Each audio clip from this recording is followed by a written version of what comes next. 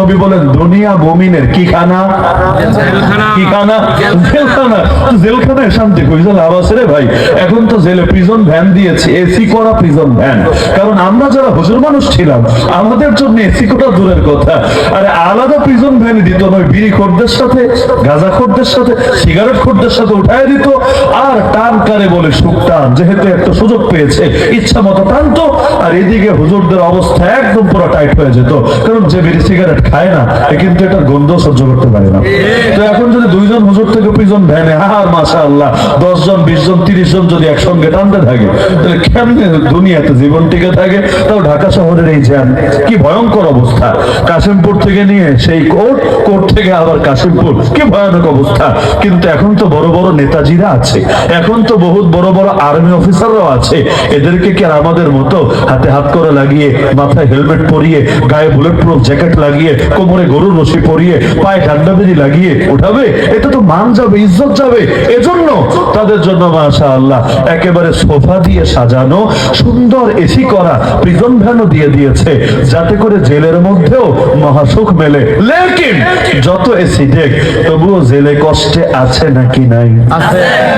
জেলখানা মানেই কষ্ট, এসি দিলেও কষ্ট, টিভি দিলেও কষ্ট, মোবাইল দিলেও কষ্ট, জেল মানেই কষ্ট। দুনিয়ার জন্য, দুনিয়াটা মুমিনের জন্য কি জেল। জেলের মধ্যে কষ্ট তো থাকবেই। কার জীবনে কষ্ট নাই পারলে বলেন? কষ্ট নাই কার জীবনে? উপরন্তু যার জীবনে কষ্ট যত বেশি আছে আল্লাহর কাছে আপনার প্রিয় হওয়ার সুযোগও তত বেড়ে গিয়েছে। ইন্না ইযামাল জাযাই মা ইযামিল বালা। নবী বলেন পরীক্ষা যত বড় হবে আল্লাহর কাছে তোমার পুরস্কারও তত বড় হবে। তাহলে লস আছে নাকি? গরিব আগে জান্নাতে না ধনী আগে জান্নাতে? কেন? গরিবের পয়সা কম, হিসাবও কম। ধনীর সাথে আল্লাহর দুশ্মনী নাই, আল্লাহ আবার বান্দার সাথে দুশ্মনী রাখবে কি কারণে?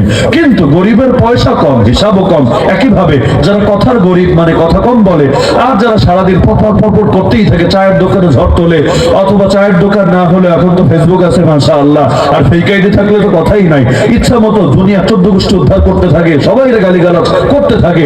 এই যে যত কথা বাড়লো, কিয়ামতের দিন হিসাব কঠিন হলো না সহজ হলো?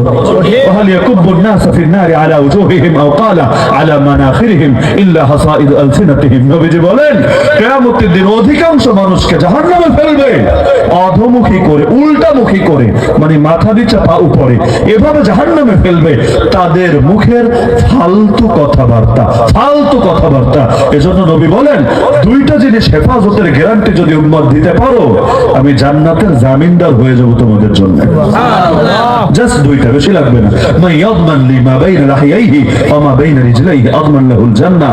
আমার জন্য যদি দুইটা জিনিস হেফাজতের জামিনদার হতে পারো, এক নাম্বার হলো জিহ্বা, দুই নাম্বার হলো লজ্জাস্থান।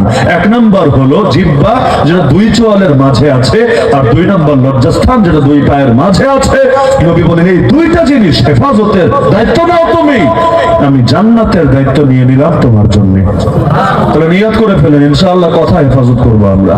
জান্নাতে যেতে চাইলে কথা বেশি বলতে হবে নাকি কম বলতে হবে?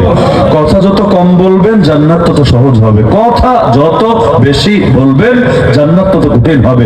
এখন থেকে চেষ্টা করবেন কথা বললে যাতে হয়তো সেটা কোনো প্রয়োজনের কথা না হলে দ্বীনই কথা, হয়তো কোনো প্রয়োজন খাওয়া লাগবে, ঘুমানো লাগবে, এই লাগবে, সেই লাগবে, প্রয়োজনের কথা না হলে দ্বীনের কথা, ইলমের কথা, কোরআনের কথা, শরীয়তের কথা।